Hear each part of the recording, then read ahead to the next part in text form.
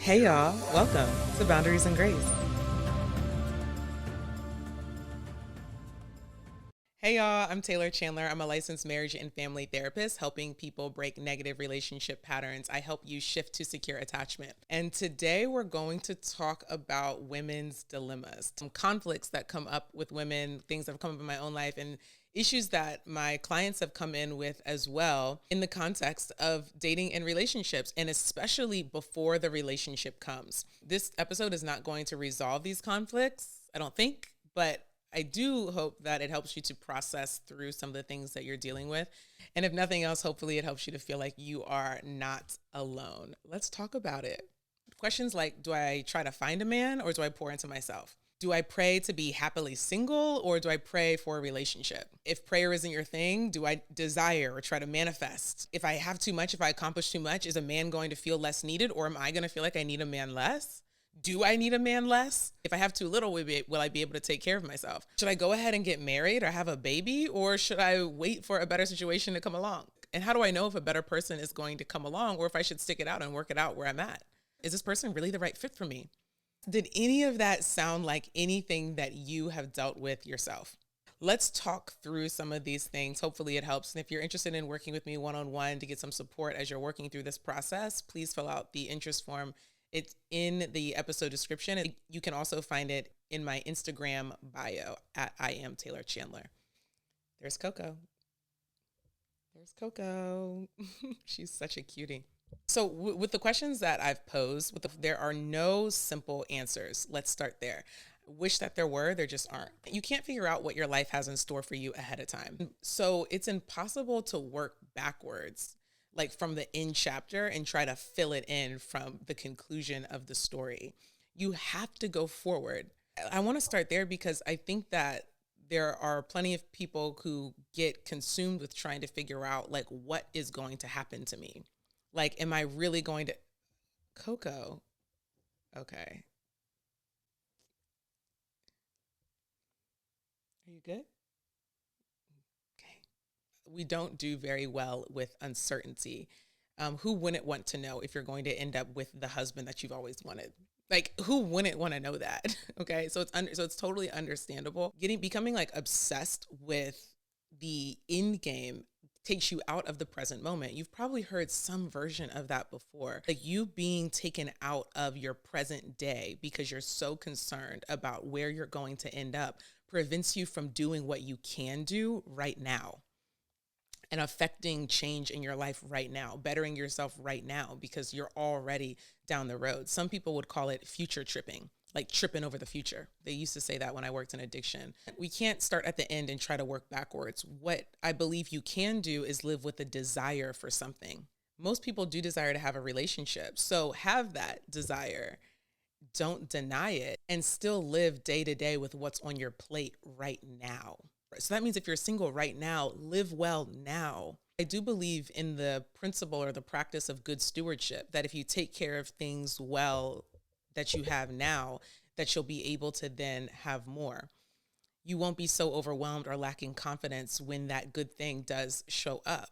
Because people don't really talk too much about opportunities missed. It so often sounds like I'm waiting on someone to come. You don't hear too much. I'm starting to see it a little bit more than ever. But you don't hear too much about people saying, I missed what already was. Like, I messed up what I already had, or I wasn't ready for it when it did come. People miss opportunities simply because they weren't ready for them. The story isn't always, I've never been with the right person, or a good person has never been available to me. The story is sometimes a good person was available to me. I did have a good opportunity and I missed it. I wasn't ready for it. I believe sometimes someone meets a good person at the right time and it works out. And sometimes people miss a good person because they weren't ready themselves. Understand this. If you were my daughter, this is what I would want you to know. Understand there is literally no guarantee that you will get everything you ever wanted. You actually have to be prepared to receive what it is that you want. I remember a book I read called The Last Lecture by Randy Pausch. And there's a quote in there that says, luck is when preparation meets opportunity. And I put it on the back of my business cards. And that's what I used to go around with in career fairs in college. And now I get why people were so impressed by that. It stuck out to me when I was so young. I read that book in high school, and I got business cards made with that on the back. Luck is when preparation meets opportunity. So even when I say sometimes someone meets the right person at the right time, they were prepared for it. And the opportunity came, and it feels lucky, and it feels like a lightning bolt, and it feels like everything happened to work out. But when you really slow the tape all the way down and see how they were developing all along the way and came to that moment to be ready to meet that person, it makes it the right time. Somebody, oh my goodness, don't let me preach in this church.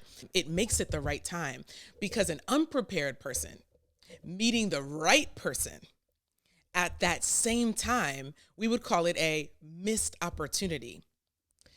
That same moment can happen, and it's a good person, a great person, a person who stands out, and the unprepared person meets them in that moment, and it turns into a missed opportunity. Your preparedness changes the entire narrative of the story. So this leads me to my next point. Get ready for a relationship now. We're talking about therapy, learning what it is that you want, working on your communication skills, getting off of the podcast, getting out of the books, and really doing some personal work. Okay. The most personal thing you're going to do is be in an intimate romantic relationship with somebody. There's some personal work that comes along with it. Okay. You got to get off of these. You got to get off YouTube sometime. I love that you're here. I want you to subscribe. But you got to get off of this. If you want to work together, click the link. So you can get ready for a relationship now, and still understanding this, that when you're with somebody, there is definitely going to be stuff that comes up that you're going to have to work on. Family stuff that you talked about in therapy that's going to come up in your relationship. Communication skills that you worked on that suddenly, when you sitting in front of somebody, suddenly it feels like you didn't learn anything. Communication skills that really get tested. So understanding that, yes, you can work on yourself now, and when you're in a relationship, that's the real test. Okay. So you're going to have more work to do, but you can go in with a really solid baseline. I wish that y'all would read the reviews. Let me go ahead into my reviews right now, because I want y'all to hear some of this. I love the way my clients get more confident and get ready for a relationship. Some of them get married. Let me read this. This is the second page of review. I'm not even going to read y'all the first page. This is from Michelle. Taylor has changed the way I view my actions and has transformed the way I behave. My relationship with my children is improving. My relationships with the people around me are changing and either improving, or I am no longer clinging on to unhealthy relationships. I believe that when a romantic relationship comes my way, how did I land on this one? This one's so good. This one's about perfect for what we're talking about. I believe that when a romantic relationship comes my way, I will be successful in utilizing the tools Taylor has provided and will be less reactive. I am hopeful. This is Michelle. Goodness gracious. I am hopeful for a future that includes healthy relationships with people and also with myself. I have boundaries and I have grace. What a beautiful review. That person at the time of that review was not in a relationship, but listen to that attitude, listen to that energy, listen to her mindset. Michelle, if you're listening to this, I would love to hear an update. Email me, taylor@IamTaylorChandler.com. Let me know how it's going. And anybody, any of my clients that are listening to this, give me an update. I love getting updates from y'all. So anyway, you can go into a relationship or into dating with a really, really good baseline, while also knowing that you're going to have more work to do. So when you're thinking of the dilemma, do I try to find a man or do I pour into myself? I think that you do both. I think that you pour into yourself and men are attracted to you. Remember, I'm just specifically talking to women today. You pour into yourself and men will be attracted to you. And please understand this. The man who is looking for the qualities that you have will recognize you when he sees you. I promise you that. He will recognize you when he sees you. He has wrapped his mind around the kind of woman he wants and is hoping to run into you. Come on. I want to preach in this church. He is hoping to run into you. He's already thought about you. Come on. He's already thought about you. And ideally you have already thought about him. You've already conceptualized, you've imagined. I'm not talking about visually, because this character of a person it can come in different bodies, okay? Although I do believe that who you're physically attracted to matters, but I'm not saying you need to visualize exactly the guy who's going to be coming through the door. But you should have wrapped your mind around what this kind of person is like, the kind of qualities and the kind of characteristic that this person has. So when you see him, you recognize him. And when he sees you, he recognizes you. You've already thought of each other. You've already had each other in mind. I think that that's important to say, ladies, because although, yes, there needs to be effort that is put into dating, there needs to be effort that is put into getting ready for a relationship, yes. And there doesn't need to be stress. Come on. Somebody relax. Somebody relax with me. Somebody relax with me today. There doesn't need to be stress when he sees you. I promise you, he will recognize you. You can relax in your readiness. Now listen, don't take that if you haven't been getting ready. Don't play yourself. Don't play. Don't stop. Somebody want to take that and start doing the church run around the room. But if you know you haven't been getting ready, that doesn't apply to you, ma'am. It doesn't. Now you can start getting ready, okay? And if it's not you yet, I want you to know that is your future hope waiting for you. After you do the work to get there, you can relax in your readiness. Goodness, that's good. That's good. And the best part, better than it being good, it's true. Okay? Better than it being good, it's true. Let's go to this next sort of conflict. Do I pray to be okay single, or do I pray for a relationship?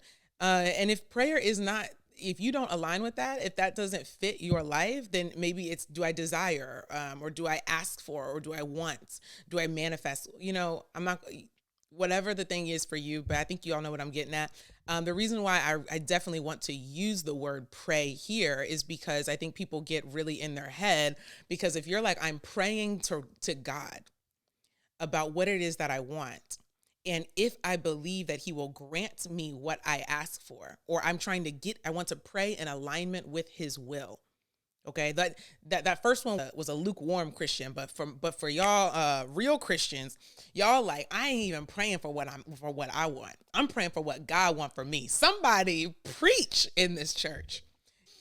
Somebody's saying God put a desire in my heart for this, and I'm praying his will for me. Call it confirmation if you want to. The reason why I'm using the word pray is because it's highly consequential for someone who is putting it in that frame. Do I pray to God to be okay or happily single, or do I pray to God for a relationship? I don't want to get too deep here, but I will speak to this question. It's okay to pray /desire/want. It's okay to pray for both. Come on. It's okay to pray for both. It's okay to pray for both. It's okay to desire both. The reason why I'm saying this is because I know that there are plenty of people who will say, well, who are anxious about the way that they're praying, who are anxious about saying, I'm praying for a relationship, but they're like, well, I'm single right now, and that feels like a conflict. And there are some people who are praying for a happily single life, but they're like, but honestly, I really want a relationship. Ultimately, it's okay to pray for both. It's okay to want both. You can be happily single and ready for a relationship at the same time. You can want to enjoy the time with yourself, by yourself, and be excited to spend time with another person. Yeah, I'm trying to make it to my hair appointment. Just don't worry about what I got going on up here. When I met Austin, I was the most confident I had ever been. I loved myself. I loved spending time with myself. I loved the way I was thinking. I loved the way that I was communicating. I loved how honest I had gotten with myself. I even loved the way that I had come to regret certain actions in my past that before I would let myself get away with. I had a heightened level of compassion for the people I'd impacted, even in a bad way. I loved how I could see myself as a person who made mistakes, who didn't always do things the right way. And I loved myself. And I met Austin. At the same time that I was pouring so much into myself and really caring for myself, I was also very intentionally preparing my heart and mind for a relationship, especially for the 18 months before Austin and I connected. And that's a story for another time, that period. My point is you can be happily single and loving yourself and be ready for a relationship at the same time and preparing for a relationship at the same time, because I really believe that a happy secure you in a relationship requires you to be a happy and secure you as a single person. People kind of, I think, can overthink that or be afraid that if I put too much into myself, then I'm somehow going to disqualify myself from being in a relationship. And I think it's just overthinking it, honestly. I really do. I validate the conflict that people are running into. And also, I want to simplify it in a way by saying this: work on yourself. And in this same time, you can have a mind and heart that is set towards being in a relationship. The ins and outs of that, or the practices of that, I think is more of a one-on-one, or even maybe we need to do a group conversation on this. And I'm totally open to that. If that's something that you are interested more in talking about, then let me know. But it's something that we can talk about and you can be guided through. But I don't think you can really be taught, like, because it's not like a hard skill to learn. And I mean, I don't mean in difficulty. I mean hard skill, like 2 + 2 = 4, like mathematics. It's not like a hard skill like that. It's like a way of being. Last thing I'll say on the prayer or desire to be happily single versus prayer or desire to be in a relationship. I just want to say this. I don't think that, I'm not God, but I don't think that if you pray to be happily single, that God is going to take away your husband. I don't think that you can thwart your life in that way. So if anything, I think that it's a fear and anxiety around, I don't know what to pray for, that's more problematic than the actual words that are coming out of your mouth. Here's another conflict that a lot of women run into. If I have too much, will it make a man feel less needed? Or will I feel like I need a man less? And this other kind of related question, if I have too little, will I be able to take care of myself? Let's start with that last one. You should be able to take care of yourself. These weird, strange messages on the internet about like women having basically anything being a turnoff to men. I want you to understand that is a certain type of man, like, and not a man that you want to be with, point blank. A healthy man would want to be with someone who has been caring for herself. We don't even need to go any deeper on that. Like, that's just simple. But this other question is a question that a lot of women run into. If I have too much, will he feel less needed? And again, it's important to distinguish between different types of men. If a man cannot add value to your life, then yes, you having things going on for yourself, having accomplishments or having a certain amount of money or a certain kind of career or certain experiences, okay, if he can't add value to you, he isn't going to feel needed because there's nothing that he can see that he could bring to you. And the reality is there's not. There's no place for him to add value in your life. So if you're that woman and a man is concerned that you have too much and he doesn't have a place, you need to just say, okay, I believe you, and move on. Women end up in really weird situations when they try to convince a man that he's enough because he doesn't already feel that way himself. So that's one type of man, but here's another type of man. A man who is secure and confident in himself, who knows he can add value to your life, is not threatened or turned off by what you've accomplished and what you can do for yourself. He knows that the better you do, both of you end up in a better position. And that doesn't mean he's leeching off of you. He just knows that if I'm doing well and you're doing well and we both come together, then we're both doing better than we were before. A secure and healthy man who knows that he can add value to you doesn't try to diminish you. He supports you. Okay. He encourages you. If you want even more, he's supportive of your dreams and desires. So it's really important to distinguish between different kinds of men because they're going to relate to your accomplishments and your capabilities differently. What you're looking for, if you're a woman like, if we like this, what you're looking for is a man who is secure and healthy and would be proud of what you've accomplished and would be happy for what you've accomplished and what you can do, not threatened by it, and definitely not categorizing you as someone who's less desirable because of positive things that you've done for yourself. Now, some men have an issue with women having a lot on their own because of her attitude about it. That is not the same as him being threatened by your accomplishments. He just doesn't like a woman's attitude, certain women's attitude about it. You allow yourself to come off as superior to someone. That's not something that someone's going to want to deal with. Okay. And I've worked with women like that for sure. And y'all got a real tough attitude. Again, please remember, I'm not talking about all women who have accomplishments. I'm talking about a certain type of woman with those accomplishments, okay? So just like there are distinct distinctions between different men, there are distinctions between different women. There are different types of us. So again, I've worked with women like that. Often these women have a real tough attitude and they usually come off as cynical, like no one could do nothing for me. And a man who could do something for you or doesn't want to do something for you because of the attitude that he's coming up against. So you really end up like sabotaging yourself there. Now, if you've never been with a man who really brought anything into your life, I can understand that it would be hard to wrap your mind around it. I'm not saying this in a condescending way. I'm actually being serious. It would be hard to wrap your mind around someone bringing you something, especially if you're sufficient on your own. And if you're truly happy single, which I totally know is possible. So the best thing I could say is this: if you haven't had someone come in and add value to your life, to keep your eyes and heart open for that, even if you haven't seen it. And I know that that's hard, but think about how like you might apply for a job or try to get a promotion and you have never been in that position before. You're trying to move into a territory that you haven't experienced before. And it's easier to think about it in terms of like practical things, but it can be harder for someone to take on that same mindset about relationship. But I'm challenging you to do that. Now, last thing here, do I go ahead and get married and have a baby, or do I wait for a better person to come along? Firstly, I gotta say this for the record. I only suggest having a child with someone you're in a committed relationship with, ideally marriage. Insist, if you're going to be active, physically active, dating or in a relationship, insist on using condoms, okay? Insist on using condoms until you are married. Because if you're not and you get pregnant, it is really on you. Now let's move on to the next part. Do you work on what you've got now or wait for a better situation? If you really feel like you deserve more, I would want to know what you feel like you deserve. Not because you don't deserve it or shouldn't have it or someone else out there doesn't have it. Okay, but I would just want to know what it is that you deserve, because sometimes someone is saying that they deserve more, but they're actually not the person who deserves more. They just know that there's more out there, but they themselves, you're not the woman who deserves that thing or deserves that kind of experience. And I know that that sounds how it sounds, but the more that you can like take that kind of question seriously and really reflect and ask for feedback, let's schedule a one-on-one, get on a consult call with me. Let's talk about it. Let's just be really, really honest.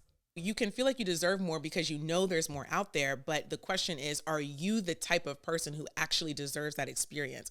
And similar to what I said sort of at the top of this episode, there is no guarantee that you will get anything that you want. It's your preparation to get it that matters, and the opportunity that meets you that makes it happen. The question is, are you the type of person that actually deserves that kind of experience, that actually deserves that kind of man?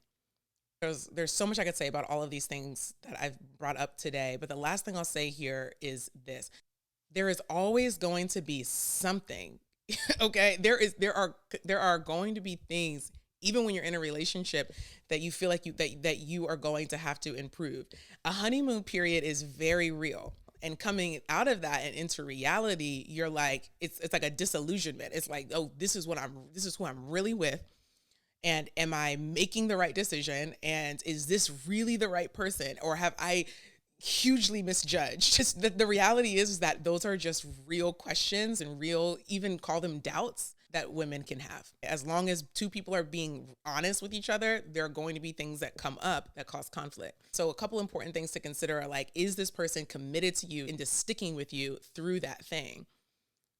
Because other people that you are with might experience the same kind of behavior or issue with you, but they're not willing to stick it out with you like that. They don't have the desire to work through it like that, like the person you're with now. And so really getting real with yourself about, has this person really bought in and committed to this relationship? A lot of times you can work with that, and sometimes you can't. So as anticlimactic as this is, until you really get in front of someone like a counselor, a therapist, to get eyes on your situation and really work through what your lived experience is, it is very difficult to listen to a YouTube video and try to determine if you should stay or go, if you should work it out, or if you should get back on the dating apps or hit the streets again. Just because you're asking that question doesn't necessarily mean your current relationship should end, but it probably means that there are some conversations that need to be had with your person. And at the absolute very least, just an evaluation of what your values are and what your goals are, and just doing a basic check on whether this relationship or the relationship that you're in now or trying to develop matches the very bare minimum requirements that you would need to be in a committed long-term relationship. All right, y'all. I hope this was in some way helpful. I just had it on my heart to put some of these things out here. I know a lot of women struggle with these kinds of conflicts. Hopefully, it gives you something to think about. And if you're interested in meeting with me, working with me one-on-one, fill out the form in the episode description. Bye, y'all. Thanks for watching. If you enjoyed this video, please subscribe to my channel and share it with someone if it was helpful. I'll see you next time.